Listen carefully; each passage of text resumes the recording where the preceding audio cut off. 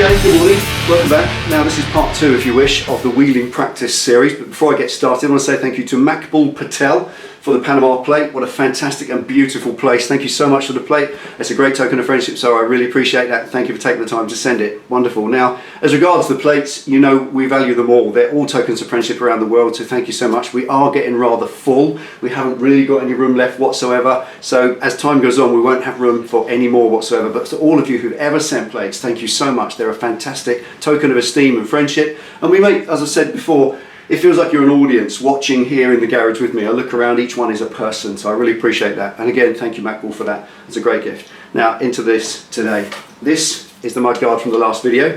Now, loads of you pointed out many of the mistakes. You're absolutely right. This got streaks all the way along it, or creases if you wish, where I was wheeling it too tight, pinching it too much in the rollers. The hammering process was jolly good fun. I deeply enjoyed that. Who doesn't like beating the crap out of something with a hammer? Absolutely did, but I could have done a lot less of that. I could have curved the metal by hand first of all. It's only very light, it's only a mil thick, so I could have done that, and I think that's what one of you guys said, that's what Billy Lane does. Now, Billy Lane is a bike builder of enormous fame, a bit like Jesse James, and what he does with fenders is bends the basic metal first, then wheels it to get the curve the other way. So I'm going to try a little bit of that today, maybe a bit less hammering, so that will work. And as many of you said, perhaps my neighbours will appreciate that a bit more as well. And actually, we've got some fantastic neighbours, so they don't mind too much. And it is the middle of the day. Today's a Saturday in real time, so most of them are out and about anyway. Hopefully we can get away with it. Now, this, like I said, lots of mistakes. The wheeling side of it, I've got to deal with that. And also, I left it, if you remember, this was painted. This is an old sheet panel from a crashed bus. This was the panel. This was a coach panel that had a big lump out the side of it. That's where the impact was there. You can see the skid marks on it. And that's painted on one side, and it's painted with a thick acrylic paint, and of course that was left on here when I was wheeling it. So what it's done, those little flakes of paint have been pressed into the surface, and that's made these little pot marks all around the front and all around the back, and you'll never get those out, purely because they're literally stamped in, like letters and numbers are stamped into a frame, and that means they're there forever. And if I ever want to use this and have it in bare aluminium, I can't do that if it's got pot marks all over it. It just looks horrible. So this time I'll be wheeling it shiny side out, so that won't happen again. I think trying to grind all that paint off, the problem with that is obviously it's only a mil thick, and if you're grinding paint off, you're going to go into the metal. I don't want to take any thickness off this whatsoever. So I don't want to chat too much. I just want to get onto this today. I want to put into practice some of the skills that you have passed on through the messages, so thank you so much for that. The professionals out there who do this for a living, your advice and guidance is priceless, and I say exactly the same as I do about the machining community. It's been staggering the amount of you are so willing to share your skills, these old school skills, and pass them on. In some ways it seems that you value those amateur numpties of us out here doing it and having a go, because at least then we pass it on and we realise that maybe these old skills won't be lost in the future, in the days of printing things on computers. So anyway, that's a lot of old chat in it. Let's get on with this. Aluminium mudguard number 2. Let's see if this one can be anywhere near good enough to put on the bike. Let's get on with it.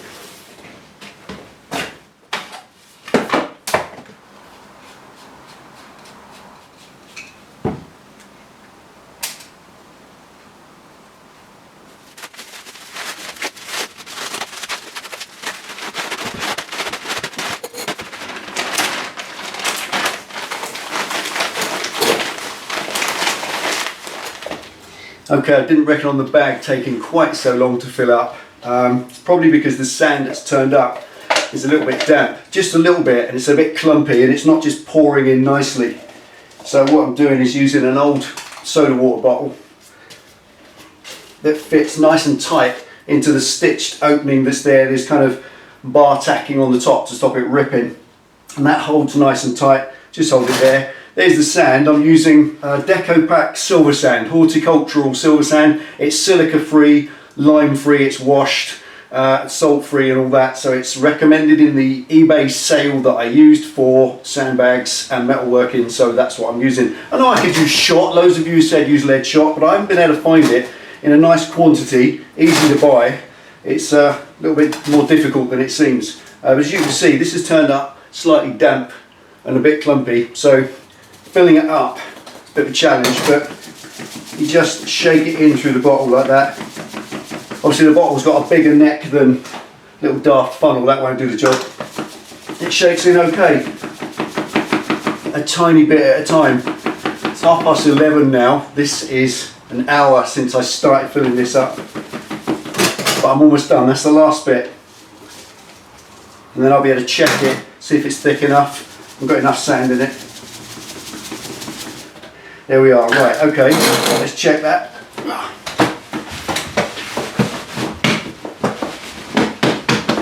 Right, holding that little hole shut. That's it, we've got it. That's, looking at the bags I see other people using, that's about the right thickness. It's a good 6 or 7 inches thick. It's not too tight, it does move still. As you thump it, sand moves around nicely and makes lots of space for curves to dent into. So I reckon that's it. Certainly I'm not going to put any more in for the moment. So let's seal the hole up with the little screws and clear the mess up with a dustpan and brush.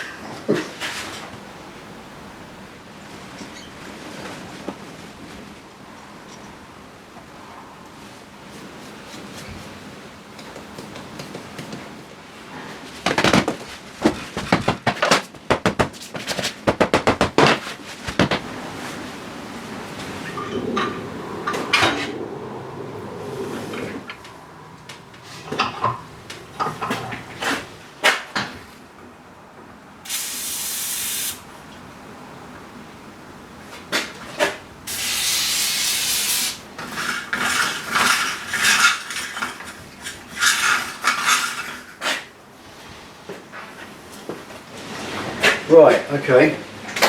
Now I've got the metal ready. I've got my previous one as a guide, which I didn't have before. Now I'm going to cut another piece of metal out and get stuck in.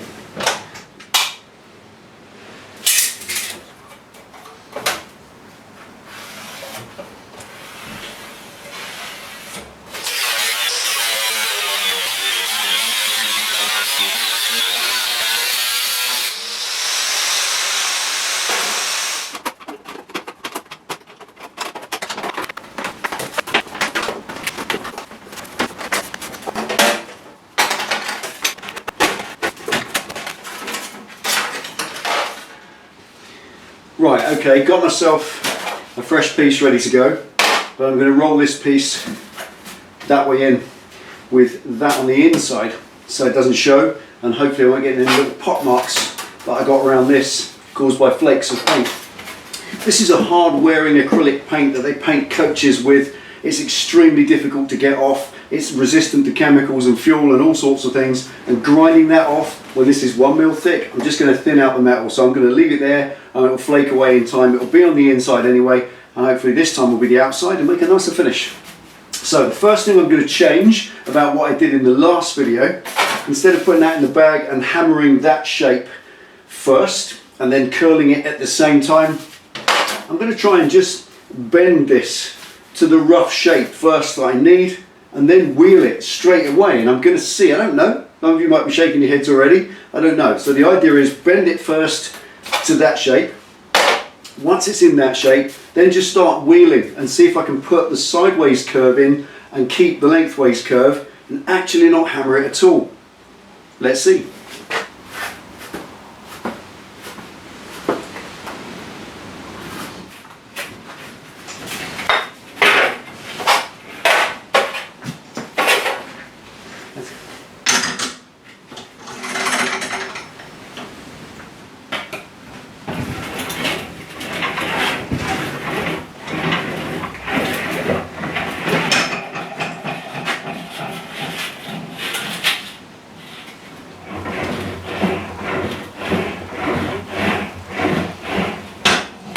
Okay, that really isn't working at all for me at that point. It's still pretty much flat.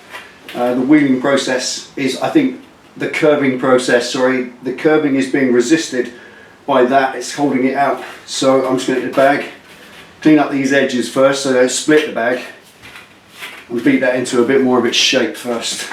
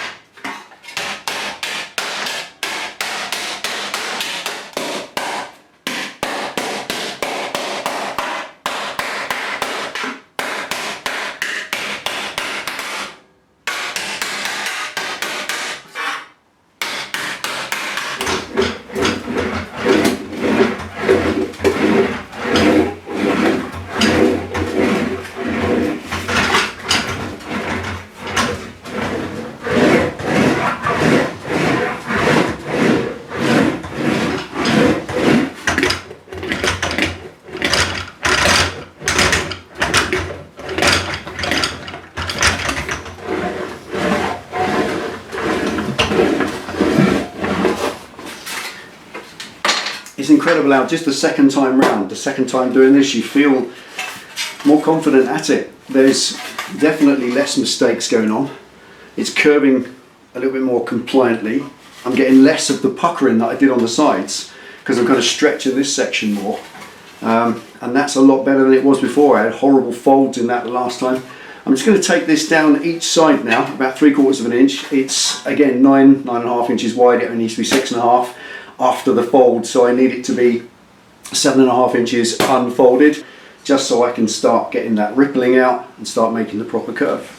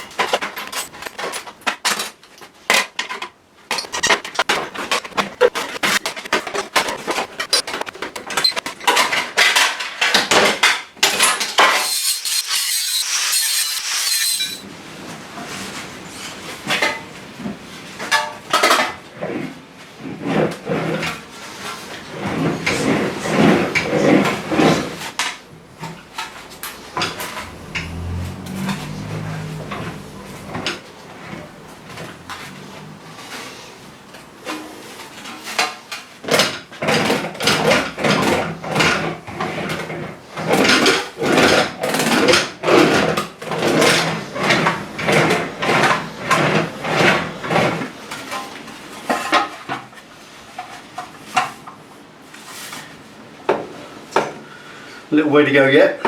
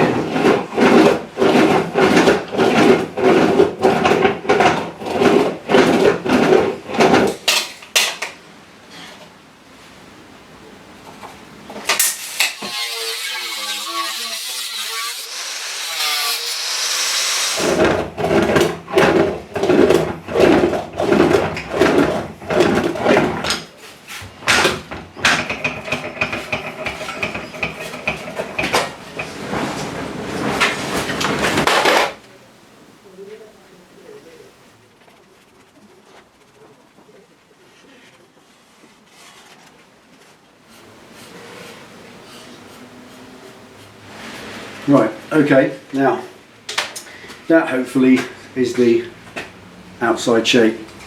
Once I've rolled it in, I'll do the bead edge, and I think the bead edge is what let me down on the last one. It's kind of got this puckered look about it around the outside, which is just not going to do. It's never going to look nice. And cutting slices and then folding them over and hoping them to look nice, that isn't going to happen, is it? they're always going to have corners where the cuts are. So I'm going to try something a bit different. I'm going to try and put a rolled edge on this, but without the wire in it, because it still doesn't really make it that strong. I think it's the fact that it's folded that is the issue. So what I'm going to try and do instead is take a little dolly in the vise, and I'm going to try and planish or just beat an edge over, just roll the edge as far as I can and keep it straight all the way around. So it'll be a smoother, cleaner edge and still nice and safe for putting your hands on with no cuts in it. But before I do that, I'm going to cut off some of this excess. That's the final shape, and I want to fold, I reckon, of about 5mm to roll in, so it just goes round and in on itself. So I need to cut 5mm round all the outside of that carefully.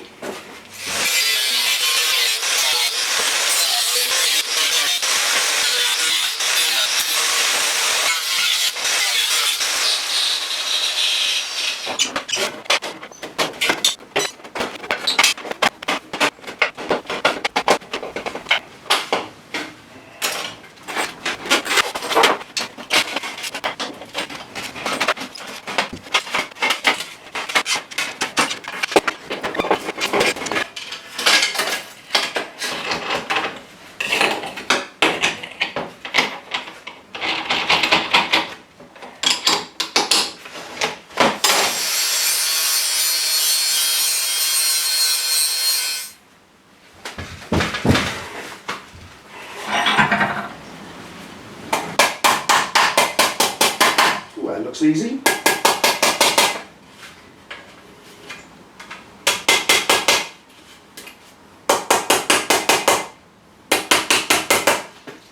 Looks so easy. Look, just a little bit of tapping starts going over, and it's so gradual you can just nurse it over gently and keep it from getting any creases in at this point.